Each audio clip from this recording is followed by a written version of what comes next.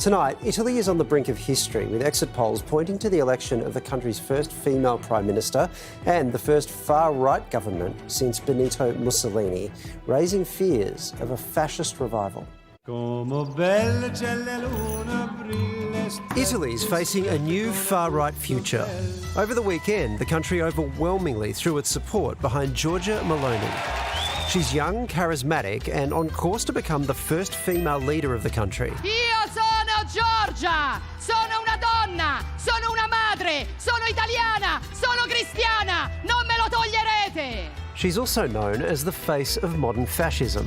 She's no friend of migrants, she's no friend of ethnic, racial minorities, sexual minorities. Meloni presents herself as very much a traditional Italian conservative whose values are God, the fatherland and family, which of course were the same values of Mussolini back in the day. Meloni heads the Brothers of Italy party, whose origins trace back to Mussolini.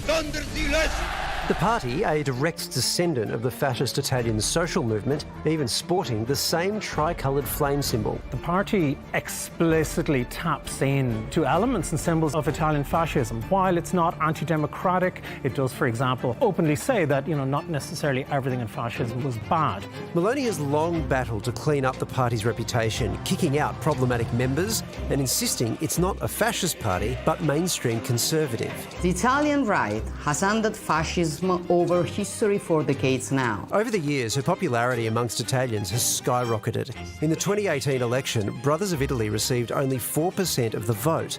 Now, Meloni's coalition is projected to win 43% of the upper house. There is a trajectory here, and it's a trajectory which is favourable to the far right in a whole series of countries, from North to Southern Europe to North America and to other parts of the world like Brazil or India under Modi. Across Europe, the far right is rising. Earlier this month, a group founded by neo-Nazis and skinheads became the major player in the Swedish coalition. There's a wave in the 2020s, and it's a wave in favour of the far right. So is Europe in the grip of another fascist revival? Viva l'Italia! Viva Fratelli d'Italia! Grazie!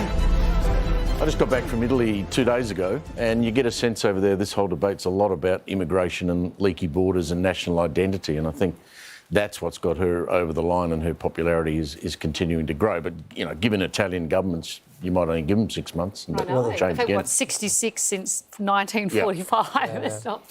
Yeah, and there's no doubt the debate is framed that way, but also the other factor that's always present when these movements arise is economic devastation, basically. So where there's economic downturns, this happens. The package there is talking about the 2020s, and no doubt that's there.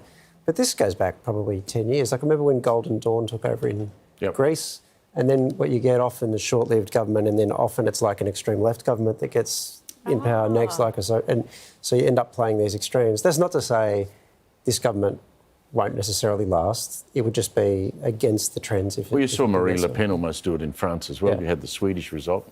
It's going to be something worth keeping an eye on. Yeah, but the fact that it keeps popping up tells you this is something that's there. It's like it's baked in. And I think, sometimes we do this thing where there's an election and it's like, oh, Macron got up. Oh, fine, everything's fine. No, that's not how it works. And these movements exist for a reason. And there's something in, like, the tectonic plates of politics. There's something in what's going on in the economy and the way social issues are playing out that mean this sort of reaction becomes popular. You wouldn't have even known there was an election on in Italy.